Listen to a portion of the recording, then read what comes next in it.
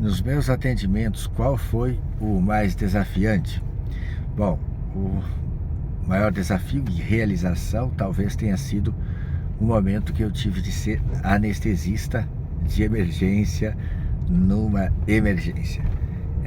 Certa vez, um colega cirurgião pediu para eu segurar o plantão entre um plantonista chegar, um e outro chegar, que o outro também era cirurgião e estava operando na cidade vizinha. Ia chegar um pouco e eu atrasaria meus atendimentos no CAPS, mas seguraria o plantão para ele, que ele tinha procedimentos para fazer. Tinha colonoscopia para os pacientes preparados para ele fazer ali às 13 horas. Então eu segurei o plantão ali às 13 horas, esperando que até às 14 o outro chegasse. E aí só tinha um problema, ele me passou o plantão dizendo: ó, tem esse caso aqui, 30 e poucos anos, a moça, com pressão baixa, chocada e bastante pálida, aguardando chegar ao laboratório. E ele diz: ó, não tem ultrassom hoje na cidade, não tem sobreaviso de ultrassom, e essa paciente há uma semana fez uma curetagem de um aborto retido e evoluiu com dor, veio no obstetra hoje e ele voltou para cá. A gente mediu com a dor, ela está chocada, não chegou os exames ainda, talvez esteja sangrando aí, ou tenha perfuração de alça. A curetagem é um acidente de percurso que pode acontecer, de perfurar o útero e perfurar alguma alça, né? Mas aí a paciente faria febre, não tinha febre. E verifiquei a paciente pálida, a pressão lá embaixo, inaudível na verdade já. Logo em seguida chegou ao laboratório, a paciente tinha 20 de hematócrito. O normal é 40, 45, tá? Tinha perdido talvez mais da metade da volemia aí já. E eu liguei para o cirurgião do sobreaviso, cirurgião geral. Falei: doutor Magno, tem a paciente assim, assim. Ele virou e disse: não, doutor, pelo que você está me falando, o caso aí é para o obstetra. Então eu digo: doutor, o obstetra vai resolver só as coisas gineco-obstétricas.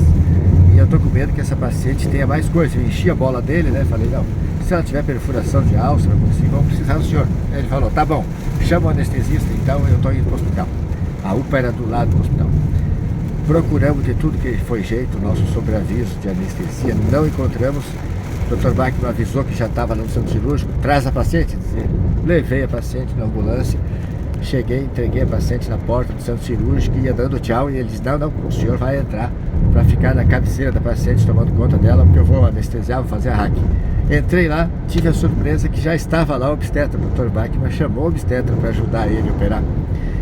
E ele aplicou a anestesia hackiana na coluna da paciente e essa anestesia não pegou. A paciente continuou com toda a sensibilidade, com toda a mobilidade. Aí o Dr. Mike Martins Toledo sabe lidar com o leitinho do Michael Jackson? Eu falei: com o Propofol não sei lidar, só com midazolam e fentanil. Vai para cima. Fui lá, anestesiei a paciente com fentanil e midazolam, entubei a paciente, não soube ligar o carrinho de anestesia de jeito nenhum. Então eu mantive durante toda a cirurgia ambusando, né, apertando a bolsa de ventilação. A paciente estava chocada, coloquei infusão de soro com dopamina, né, para elevar a pressão da paciente. Recuperamos, chegamos até quase 10 de pressão, 106 de pressão. E quando eles abriram, estava lá bastante sangue na cavidade abdominal.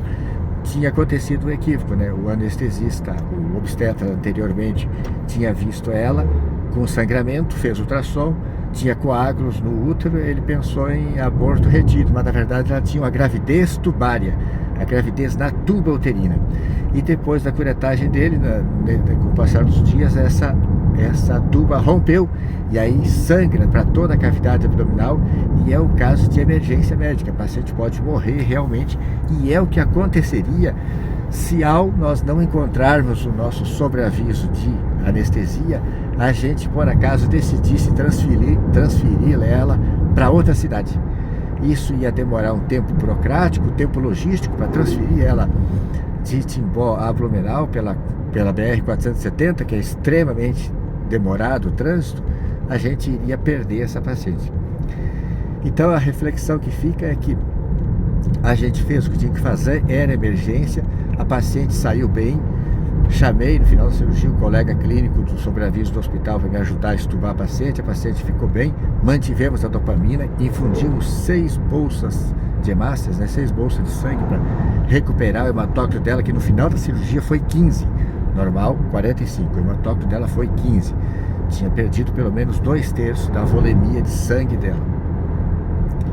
E depois desse fato, vários colegas médicos vieram me dizer: Toledo, você é louco, fazer anestesia na paciente, você é psiquiatra. Vê que o próprio médico não entende direito a legislação a que ele está sujeito. Era uma situação de emergência e ao médico é permitido atuar em todas as áreas, inclusive no consultório. O que o médico não pode fazer é anunciar uma especialidade que ele não tem. E na situação de emergência, se você é o médico que está na situação, é você que tem que agir. Infelizmente, a gente estava preparado para fazer isso porque a gente sabe lidar com a emergência. Se eu nunca tivesse feito pronto-socorro, emergência, eu não estaria preparado, talvez, para manejar a via aérea da paciente, para sedar, para pôr a paciente em coma. Mas como a gente faz plantão, a gente precisa estar preparado para isso e era o que tinha que ser feito. Aliás, é coisa muito ruim de se ver, é médico sem decisão, médico sem coragem, médico preguiçoso, às vezes, para fazer as coisas. Há anos passados disso, agora a gente reflete. O colega estava querendo resolver o problema dos pacientes dele que estava esperando para colonoscopia. Não queria ficar esperando o outro vir, que teve que reoperar uma paciente ali na cidade vizinha. Mas às vezes, se a gente tem mais decisão, talvez se fosse eu ou cirurgião no plantão, tendo uma paciente chocada, tendo os pacientes em jejum, com o colo preparado para fazer as colonoscopias, talvez eu dissesse: ó, libera os pacientes da colonoscopia, manda comer, prepara para a semana que vem, que eu tenho que operar essa paciente agora aqui que está chocada. Porque a pergunta que se faz é: por que essa paciente chegou de manhã, chocada, pálida, com esse histórico de curetagem há uma semana, e por que já não tinham aberto essa paciente? Porque não tinha ultrassom, porque não tinha laboratório? Laboratório e ultrassom é secundário, a clínica é soberana. Já era mandatório. Paciente que fez uma curetagem, que tinha sangramento vaginal, que está chocada, é lógico que essa paciente está sangrando o útero ou as trompas, ou está séptica por uma perfuração de alça.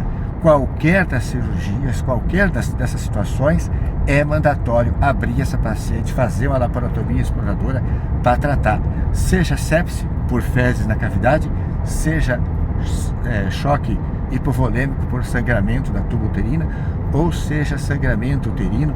As 3 situações vão requerer cirurgia: retirar a trompa, retirar o útero, lavar a cavidade se for sepse por perfuração de alça. E os médicos ficaram pensando: não tem ultrassom, vou esperar o laboratório, e a paciente estava ali com a clínica toda mandatória de operá-la. Tá certo?